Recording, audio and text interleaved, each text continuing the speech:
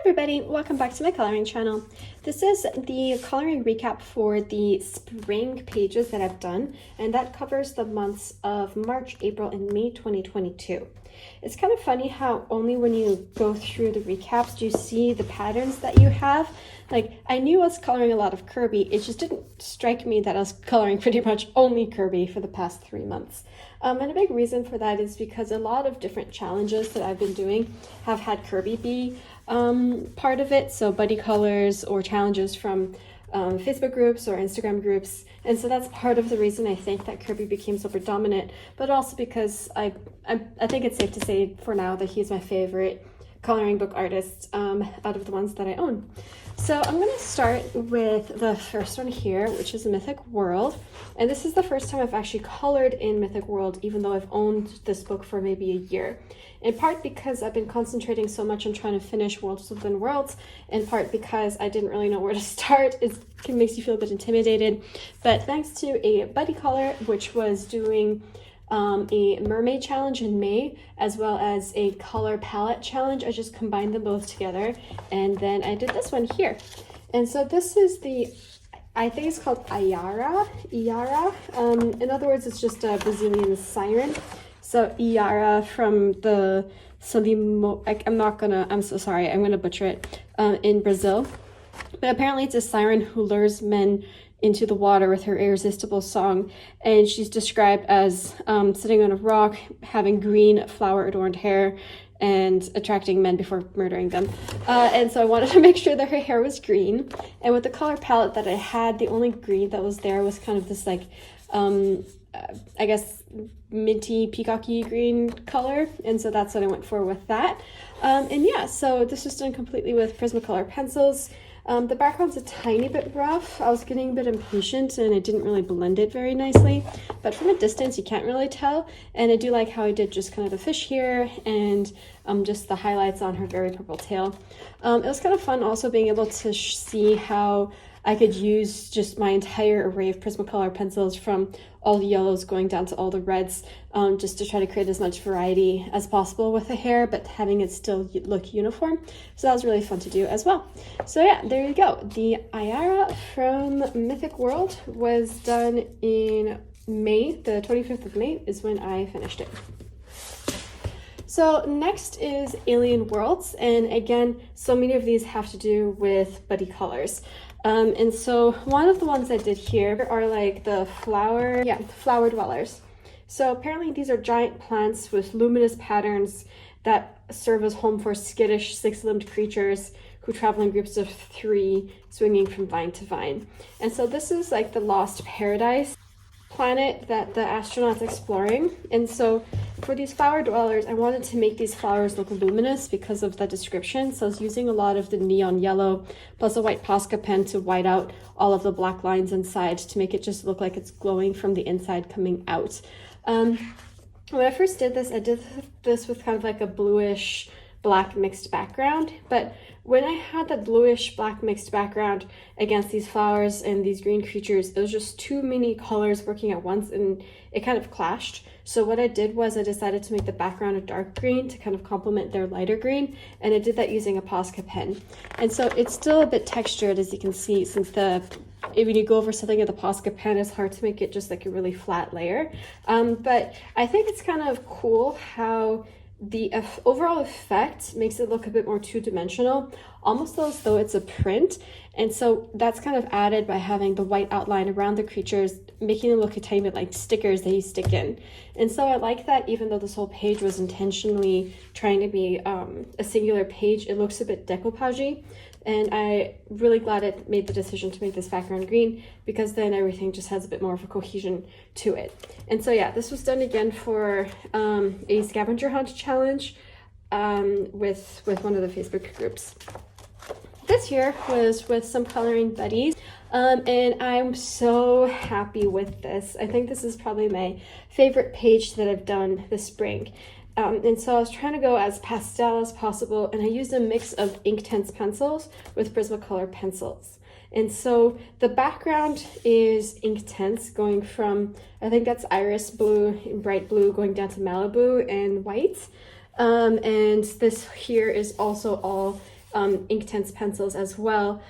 And it just made doing all of this terracotta-like dirt so much faster. Also because you can't fully find some of these colors, like this really light brown here, you can't find that in the Prismacolor set. So it's nice being able to mix and match the different sets like that to be able to get those colors that you wanted. And so I colored this listening to Robert Jordan's Wheel of Time. So every time I look at this page, I'm thinking about the Wheel of Time. But what I'm trying to do to keep the colors as consistent as possible is I just had color family groupings. And so the groupings of like the mints, the groupings of the purples, the groupings of the yellows, and then this is kind of like a mix of the blues and the purples. And that way with each of the groupings, I just kept them the same. And that kind of helped lead to some consistency, but also helped me organize my own coloring pencils. So I had like all of these little pots, kind of like this, these little IKEA pots with the different color combos that I wanted to work with. And then to make it look really, really shiny and glittery, I tried to put in a lot of Poscapel detailing. So this entire alien's body has all of these patterns on it with the black lines, like the inking that Kerby Rosanes does. And so I just covered that with white as much as I could. And to draw him white, I just used Cool Gray 10%, and the darkest was Cool Gray 30%. So 10, 20, and 30% was as dark as I got to kind of get some of those shadows in to make him look as white as possible. But yeah, so just white dots I found helps with glittery effects. And then the little glitter diamond star shaped thingies as well, to get it as glittery as possible. And that's because this page is called A Glittering Landscape. If I look at 58, yeah, it's on the Crystal Kingdom, and it's called A Glittering Landscape. So everything shimmers, the aliens shimmer. They're both in animal and mineral forms, and so that's what I was trying to capture with this to make it as bright as possible. But yeah, I'm so in love with it. It worked out so much better than I could have anticipated. I mean, just look at that. Like, you have this like shine in the middle, all these white glitter dots going around. It was super, super fun to do. All right, third Kerby book, Worlds Within Worlds. And these are the only 3 Kerby books that I own, by the way. So I managed to color in all of my Kerby books. So another buddy color with the same friends who did the Glittering Landscape. And that was this octopus done earlier in March. So I'm so torn over this octopus. Like, part of me is so in love with it because I really, really love the body, like, and just the way the colors morph and shift from the blues to the purples to the greens.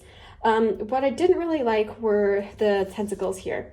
So for the tentacles, these are supposed to be huts, but what I did was I just took my indigo blue and my black and I layered them back and forth to create this darker bluish black, and I covered just like the bottom parts of the huts, leaving only the roofs, so that the roofs could just be the tentacles. And initially they're supposed to be kind of coral pinkish orangish, because that was the color palette I had selected, but it was just too clashy. It was just too much going on. And so you can see over here, especially, like, it looks a bit different. That's because I took the ivory Posca pen, which should be called cream because it's cream colored, not ivory colored. And then I colored on top of it just to get rid of that orange. And then tried to use some color pencils, I think mostly sand and jasmine and cream, to kind of blend it in a tiny bit. But what I guess I don't like about it is that it came across as a bit flat. So I know I can fix this. What I should do to make it a bit less flat with the tentacles is just add more shading in it. And for the background, maybe go into the acrylic paints to bring in even like aquamarine blue or something, just to have like a blue-black background instead of just a flat black background. There's so many things I love about it, but it just wasn't as spectacular as I hoped it would be, considering how much effort I had put into it, I guess is what I'm saying. All right, and then last one is this one. So this technically I had done in February. I just forgot to show it in my last video, so I wanted to show it here. The cool thing about this is that the light effect that I was creating was actually by mixing Inktense and Prismacolor pencils. And what I discovered is that Prismacolor pencils, because they're wax-based, repel water. And so when I first did the light here with mostly the neon yellow Prismacolor pencil, when I went over everything else with the Inktense and activated it, because it repelled that, the gray never went into the yellow, which left the yellow really pure. And it's also really cool to kind of see how I can manipulate just like the bindings of two different materials to work together to kind of create this effect that I wanted it to create. And yeah, so I wanted it to be like as dark as possible. I really enjoyed just playing with the light here. It's a tiny bit painterly, like maybe I should have gone over this multiple times because you can see it's like a single layer, but also I don't mind the effect. I think it's kind of cool. All right, so there you go. That is the last of the Kerby books for this season from Worlds Within Worlds. Okay, and now coming into Johanna Basford's. For this one, I got the little Victory book, and so I was trying that white line challenge, which is going everywhere, following Barbara Color. She did this on like a different page, so I just did it on this one instead. And yeah, it works out okay. It was a bit hard to see the original lines, but considering that there's so many different elements, some underwater, some over water, some up in the air, it was hard to figure out how to initially make this page look uniform. So I think it's kind of cool that I did it this way, because then all the different elements look uniform.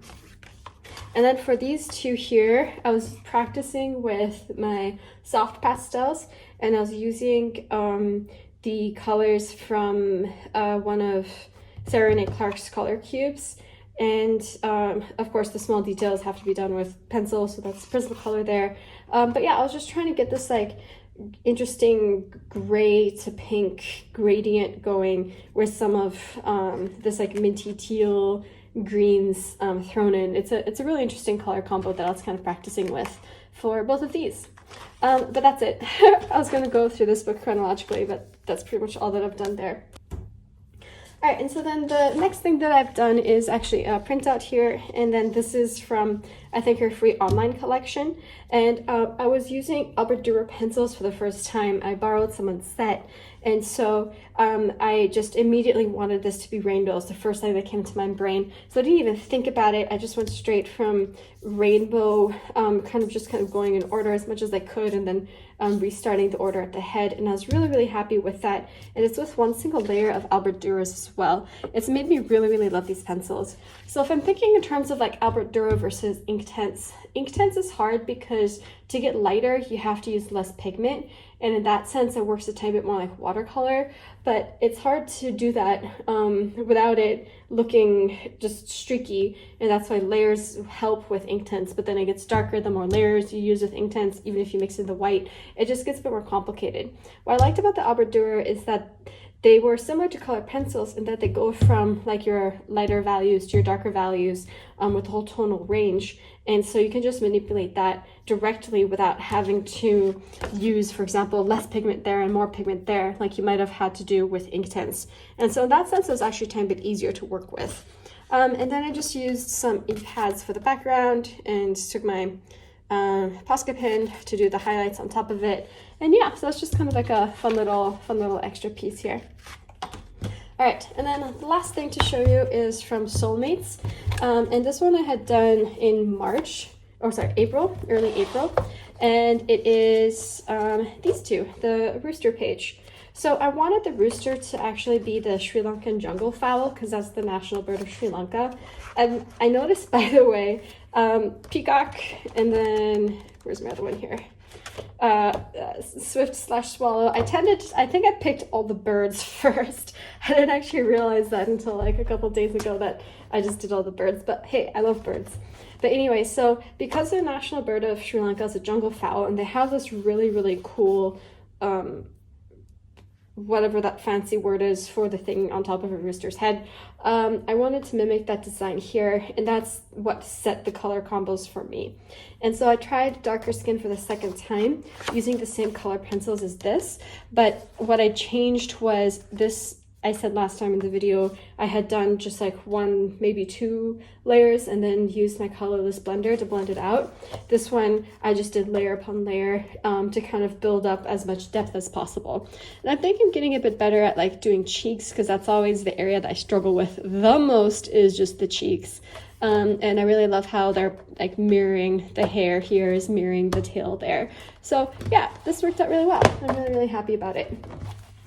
All right, but yeah, there you go. So these are all of the different pieces that I have done this season, mostly with Kerby as my representation here, mostly using Prismacolor pencils with some Inktense pencils. But yeah, thank you very much for watching the video, and I will see you next time. Bye!